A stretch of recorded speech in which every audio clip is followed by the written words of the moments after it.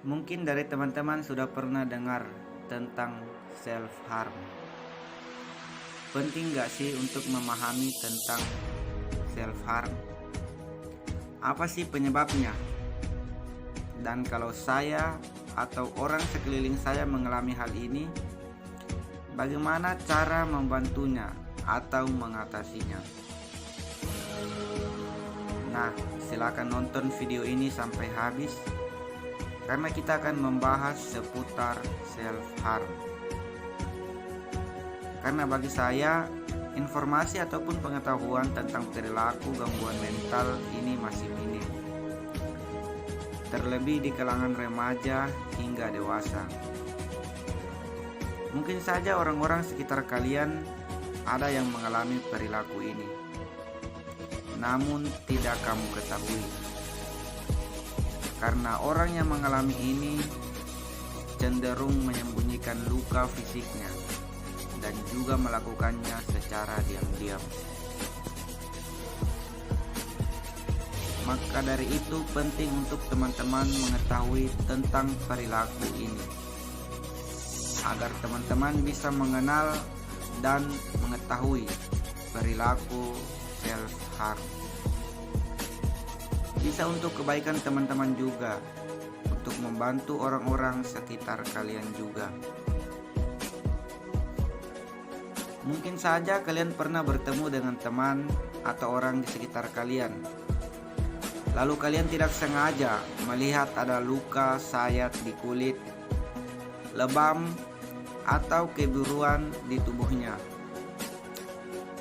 Namun ketika kalian menanyakan apa dan kenapa itu bisa terjadi, namun orang tersebut menjawab dengan mengelak atau memberikan alasan lain yang tidak masuk akal, sehingga kalian merasa ada yang aneh, seperti ada yang disembunyikannya dari kalian. Sebelum kita lanjut, teman-teman harus tahu dulu apa sih itu perilaku self harm.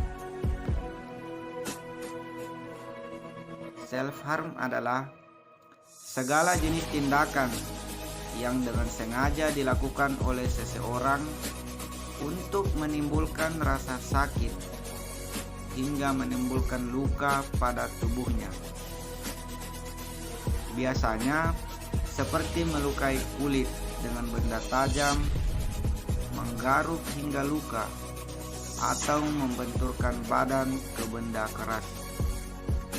Selain menyakiti dan melukai secara fisik, ada juga yang menggunakan cara dengan meminum alkohol atau obat-obatan secara berlebihan. Bahkan ada yang dengan sengaja melakukan hubungan intim atau seks dengan cara yang tidak bagus dan tidak aman, dengan tujuan untuk meluapkan rasa emosi negatifnya itu, atau biasa disebut dengan self harm. Nah, itulah kenapa di awal saya mengatakan pentingnya teman-teman mengetahui tentang perilaku ini. Selain untuk kebaikan diri kalian, juga bisa untuk membantu orang-orang sekitar Anda, terutama orang-orang yang kalian sayang. Mungkin kalian pernah melihat orang sekitar kalian mengalami perilaku ini, namun kalian bingung harus melakukan apa untuk membantunya.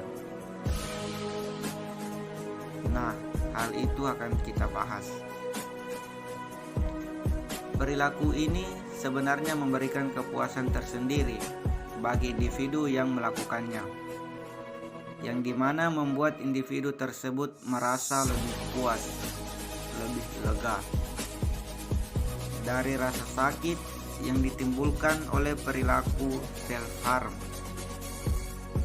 Ini bisa menggantikan rasa sakit yang dirasakannya secara emosional, yang dimana rasa sakit tersebut tidak dapat ia jelaskan, sehingga lebih memilih untuk meluapkannya dengan menyakiti dirinya sendiri.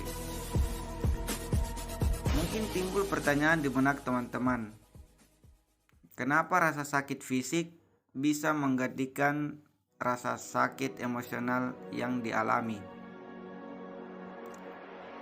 Saya akan sedikit memberikan gambaran kepada teman-teman. Hal itu dikarenakan fungsi otak yang berperan dalam memberikan respon rasa sakit itu sama. Maksudnya, misal teman-teman kecewa atau sakit hati, pasti badan kalian juga akan ikut merasakan sakit. Kalau tidak sakit, pasti badan kalian akan terasa lemas. Benar tidak? Nah, itu karena keduanya saling terikat, saling mempengaruhi. Nah, terus apa sih penyebab dari perilaku self-harm? Nah, begini. Individu yang melakukan perilaku self-harm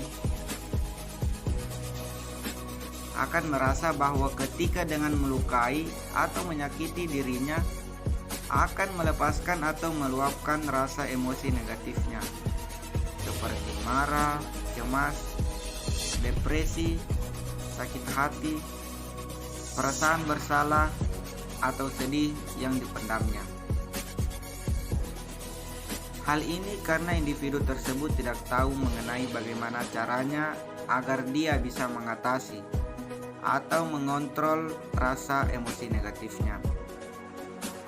Sulitnya mengekspresikan emosinya, yang dimana akhirnya membuat dia melakukan perilaku self-harm ini sebagai jalan keluarnya. Bisa dikatakan juga itu dilakukan untuk menghukum dirinya sendiri atas apa yang telah terjadi dalam hidupnya. Hal ini seringkali terjadi dalam hal percintaan atau kerenggangan dalam keluarga, yang sangat membuat individu drop, membuat individu sangat terpukul.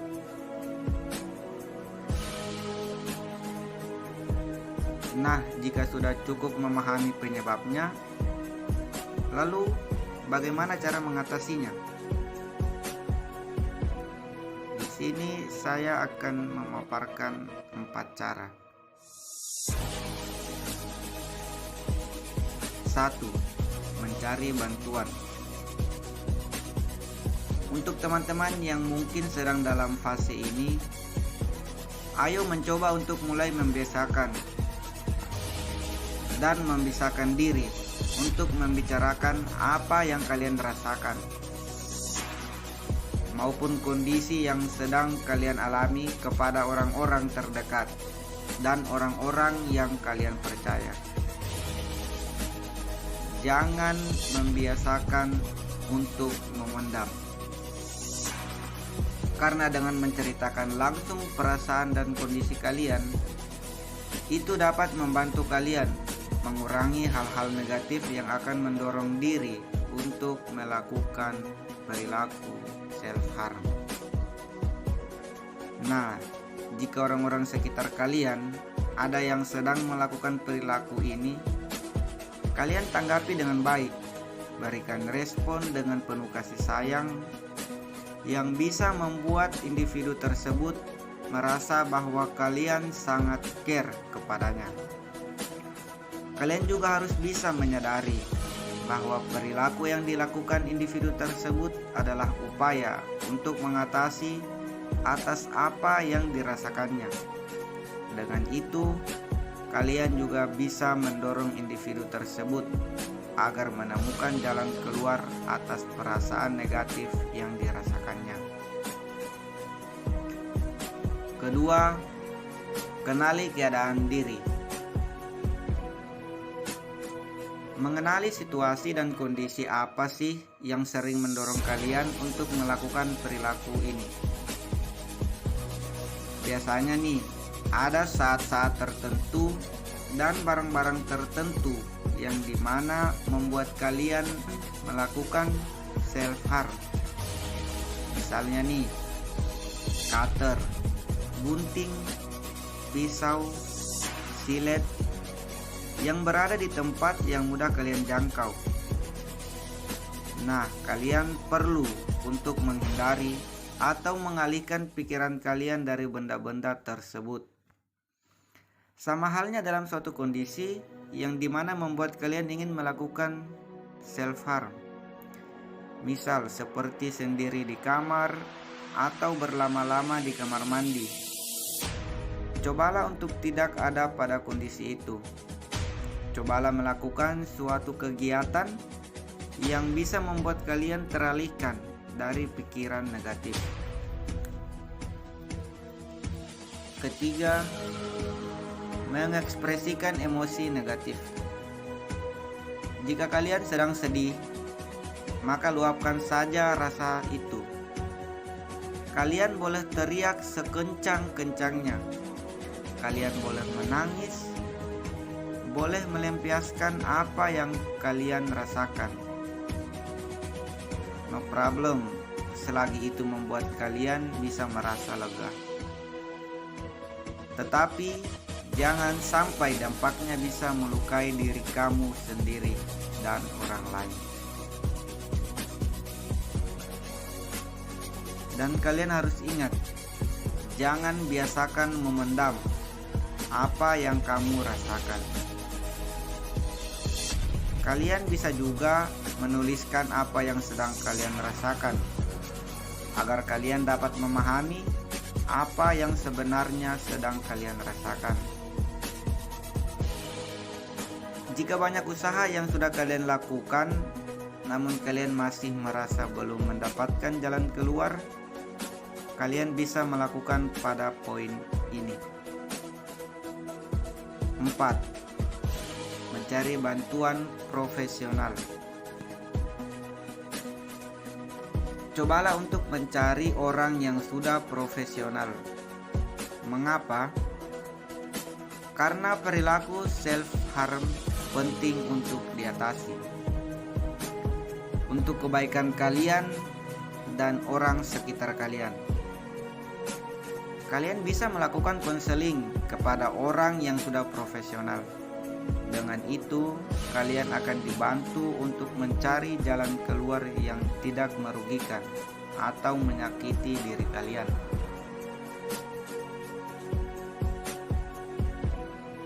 Nah, itulah sedikit pembahasan pada video kali ini tentang self-harm.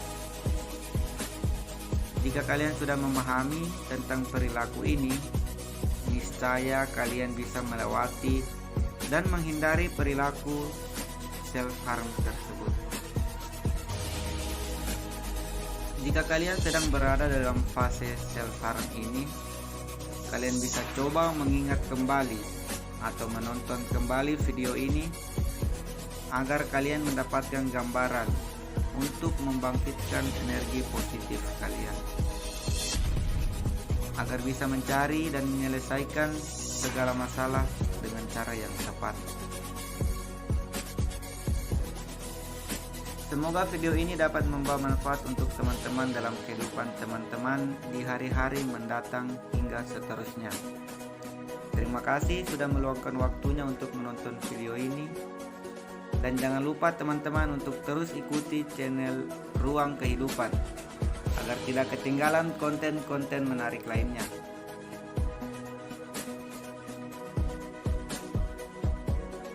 Luangkan sedikit waktu untuk hal yang positif, lebih bermanfaat dibandingkan meluangkan banyak waktu untuk hal yang belum tentu membawa manfaat untuk diri kalian. Love yourself then love others. Sampai ketemu lagi di video selanjutnya. Dan untuk teman-teman yang mau bercerita atau menyampaikan unek-unek yang kalian rasakan, bisa DM di IG yang ada di deskripsi.